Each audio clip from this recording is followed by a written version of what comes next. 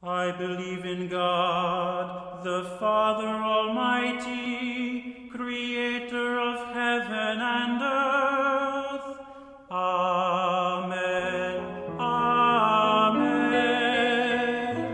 We know God is all-powerful and He is the cause of the existence of everything. That must make God responsible for everything that ever happens. But at the same time, God has given His creatures free will, so that it is the creature who decides what the creature does, and not God. The British comedian Stephen Fry, who's an atheist, when he was asked what he would say to God if he met Him, he said he would blame God for all the evil in the world, especially the suffering of little children. So is God responsible or not responsible? The boundary between responsible and not responsible points towards a logic that we can touch, but we cannot grasp. The problem of evil is one manifestation of this almost contradiction, but there are others. God is one. There can be nothing that is not God, and yet the very act of creation is an act of bringing into existence something that is not God. Again, this is almost a contradiction, but not quite. It is one pointer towards the doctrine of the Trinity.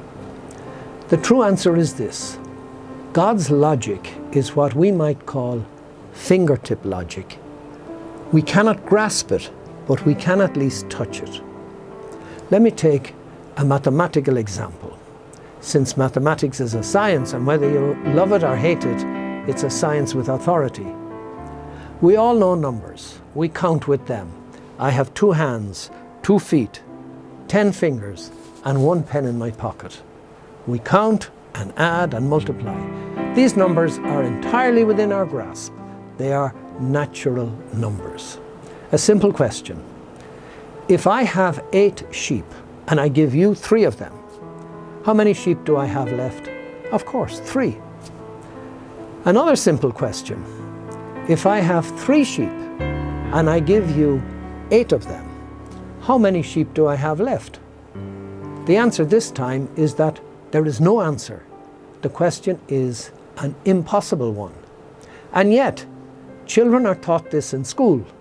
3 minus 8 equals minus 5. These minus numbers are weird things. They're impossible because you can't have a field with minus 5 sheep.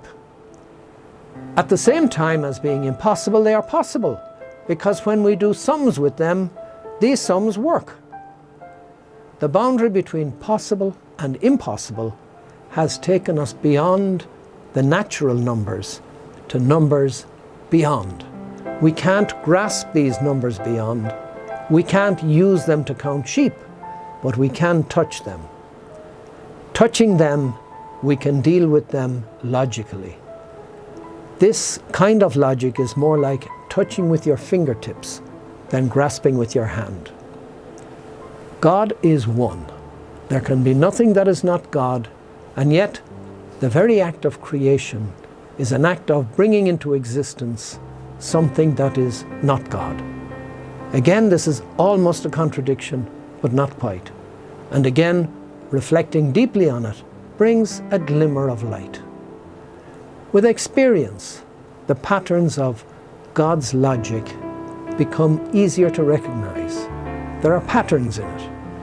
And gradually one begins to be able to touch them, or almost touch them, or at least touch them with the fingertips. God's reason is above our reason, but it is never unreasonable.